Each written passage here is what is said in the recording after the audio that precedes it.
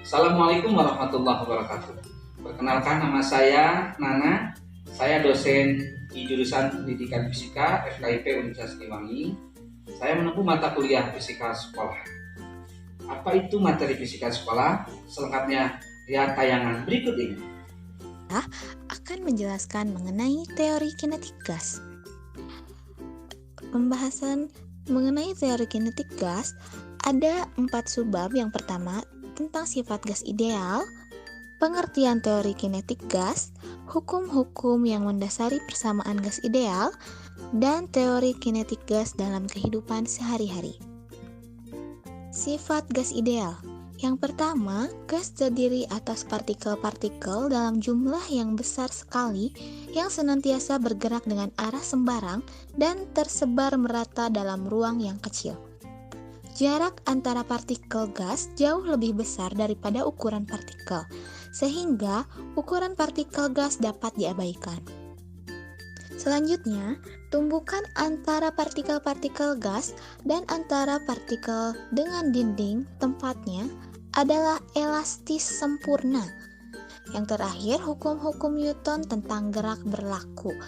Nah, pengertian teori kinetik gas.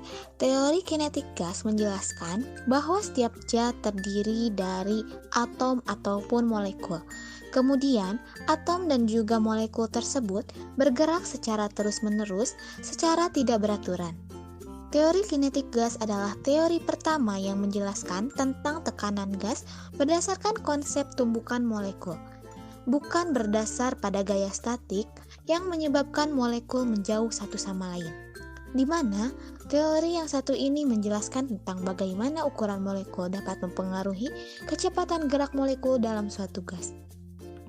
Hukum-hukum yang mendasari gas ideal. Yang pertama, ada hukum Boyle. Seorang ilmuwan yang menyelidiki hubungan volume dengan tekanan gas adalah Robert Boyle, 1627 sampai 1691. Hukum ini kemudian dikenal sebagai hukum Boyle. Volume gas dalam suatu ruang tertutup sangat bergantung pada tekanan dan suhunya. Apabila suhu dijaga konstan, maka tekanan yang diberikan akan memperkecil volumenya. Hubungan tersebut dikenal dengan hukum Boyle yang dapat dinyatakan sebagai berikut. Apabila suhu gas yang berada dalam ruang tertutup dijaga konstan, maka tekanan yang gas berbanding terbalik dengan volumenya. Secara sistematis, pernyataan tersebut dapat dituliskan PV sama dengan konstan atau P1 V1 sama dengan V2 V2. Keterangan P1 tekanan awal, V1 volume awal, P2 tekanan akhir, V2 volume akhir.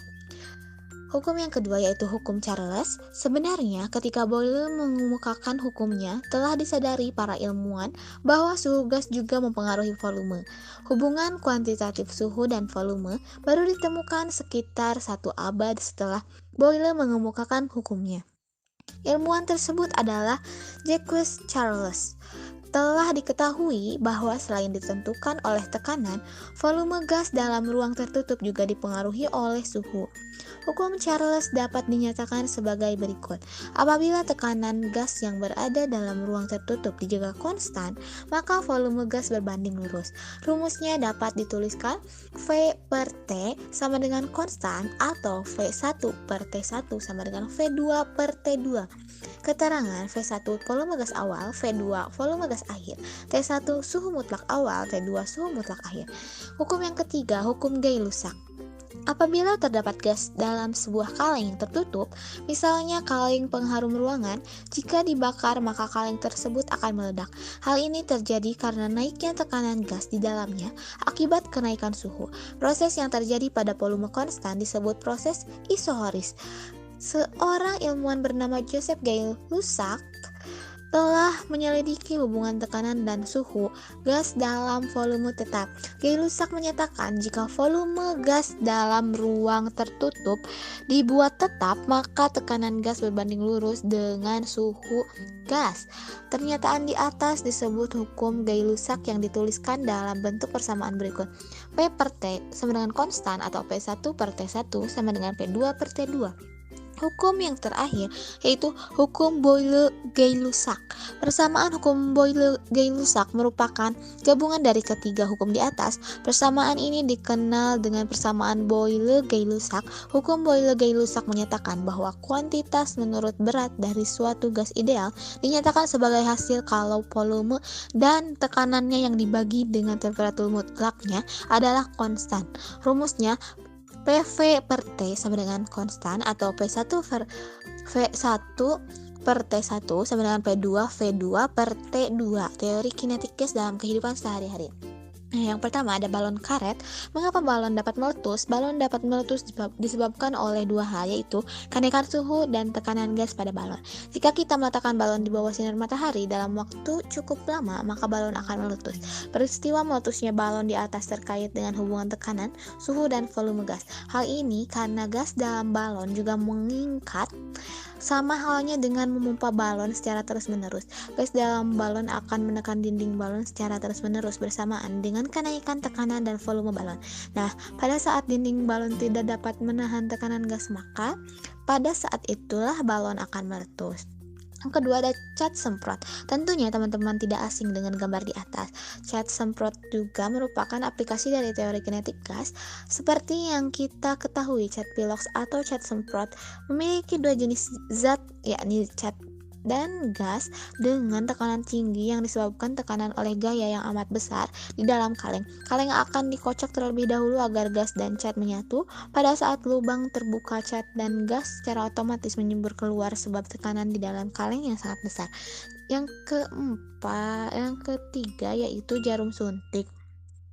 Jarum merupakan alat yang menerapkan teori kinetik gas. Hal ini dapat dilihat melalui cara kerja atau penggunaan jarum suntik. Saat kita menarik batang penutup jarum, maka volume pada ruangan jarum meningkat dan tekanan menjadi rendah. Pada saat itu juga cairan yang berada di sisi lain akan masuk ke dalam jarum. Setelah itu, saat cairan akan disuntikan ke dalam tubuh, jarum suntik didorong dan tekanan di dalam ruang jarum kembali meningkat bersamaan dengan volume gas yang berkurang. Yang terakhir yaitu pompa sepeda. Saat sepeda yang kita gunakan mengalami kurang angin atau ban kempes, tentunya akan menghambat aktivitas kita. Maka kita perlu memompa ban sepeda agar dapat digunakan kembali. Ketika kita memompa sepeda, maka udara yang terdapat di dalam pompa akan masuk ke dalam ban melalui lubang kecil atau ventil akan masuk ke dalam ban melalui atau ventil sepeda. Pada saat kita menarik pompa, maka akan menyebabkan volume udara menjadi kecil dan tekanan udara menjadi besar sehingga udara terdorong ke dalam ban sepeda. Terima kasih. Itulah yang dapat kami sampaikan. Wassalamualaikum warahmatullahi wabarakatuh.